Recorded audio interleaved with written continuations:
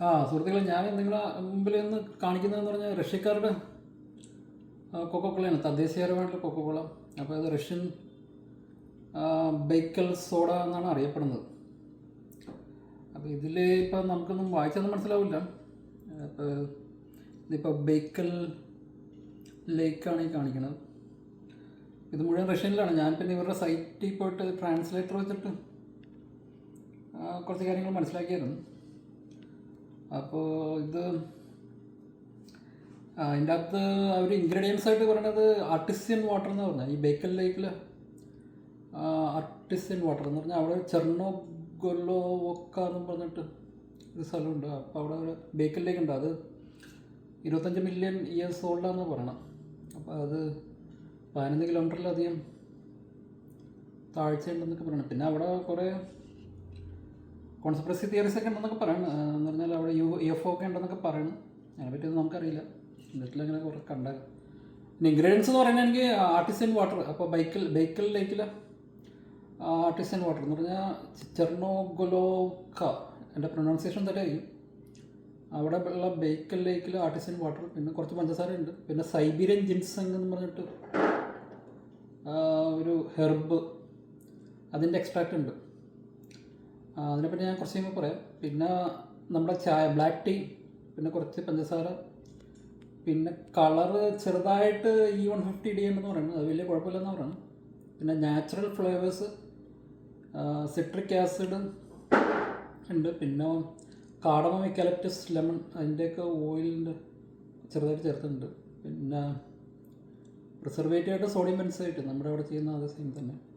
പിന്നെ അതിനെപ്പറ്റി വേറെ എടുത്ത് പറയാമെന്ന് പറഞ്ഞാൽ 1980 എന്ന് പറഞ്ഞ ഇയറിലെ ഒളിമ്പിക്സിൽ അതിൻ്റെ ആ കൊല്ലത്തെ ഒളിമ്പിക്സിലെ ഒഫീഷ്യൽ ഡ്രിങ്കായിരുന്നു ഈ സംഭവം, റഷ്യൻ ബേക്കൽ സോഡ.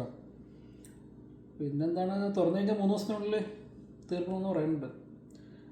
പിന്നെ ഇത് റിവ്യൂ ചെയ്ത ആൾക്കാർ പറഞ്ഞ് മറ്റേ മിക്ക കോളേഴ്സിലൊക്കെ ഫോസ്ഫോറിക് ആസിഡ് ഒരു കളറിങ് ഏജൻ്റായിട്ട് ചേർക്കുന്നുണ്ട്. അത് കളറിങ് ഏജൻ്റ് ആണോ ഇനി വേറെ എന്തെങ്കിലും പർപ്പസിനാണോ എനിക്കറിയില്ല. അത് ഇതിൻ്റെ അകത്തില്ല. പിന്നെ നോൺ GMO ആണ്. പിന്നെ മറ്റേ HFC, ഹൈ ഫ്രക്ടോസ് കോൺ സിറപ്പ്, അതില്ല.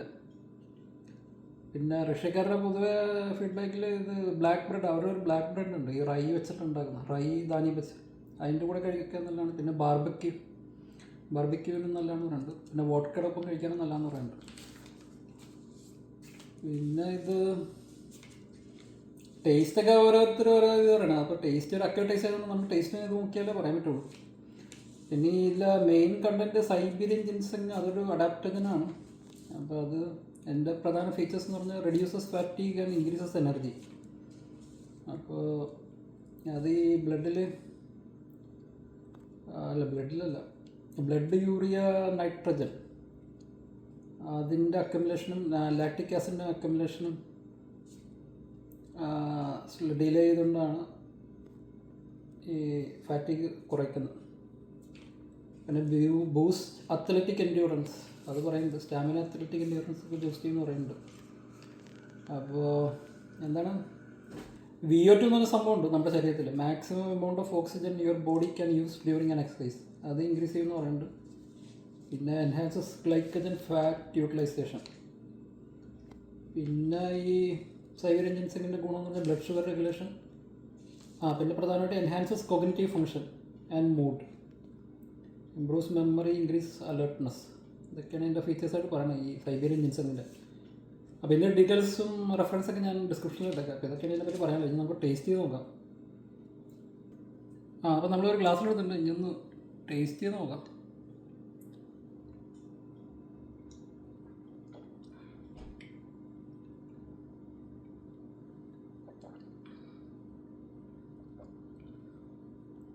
അപ്പോൾ സാധാ സോഡ പോലെ അല്ല, ഒരു ഹെർബൽ ഡ്രിങ്ക് കുടിക്കുന്ന പോലെ ഉണ്ട്.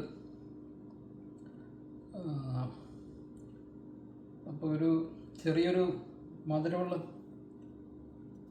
ഈ കഷായം കുടിച്ച ആൾക്കാർക്ക് അറിയില്ല, എന്നാൽ കഷായത്തിൻ്റെ വല്ല കയ്പില്ല.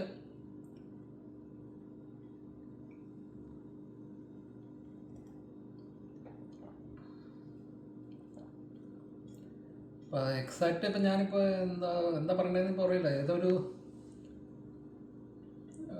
ഹെർബിൻ്റെ ഓർമ്മ വരുന്നുണ്ട്, പക്ഷേ അത് ഏത് ഹെർബാന്ന് ഇപ്പോൾ എൻ്റെ മെമ്മറിയിൽ വരുന്നില്ല.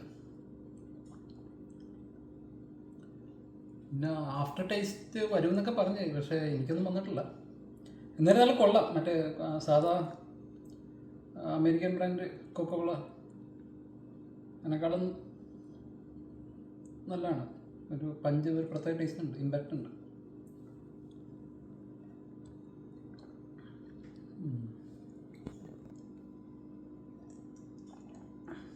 ടേസ്റ്റ് ഏതാണ്ട് പിടുത്തം കിട്ടി. അപ്പോൾ ഇത് ഒരു കോമ്പിനേഷൻ ഓഫ് നമ്മുടെ ഏലക്ക, യുക്കാലി, നാരങ്ങ, ഇതും പിന്നെ ഒരു ചായയുടെ ടേസ്റ്റും കുറച്ച് മധുരവും, ഇത് മൂന്നും കൂടി കമ്പൈൻ ചെയ്ത ടേസ്റ്റാണ്.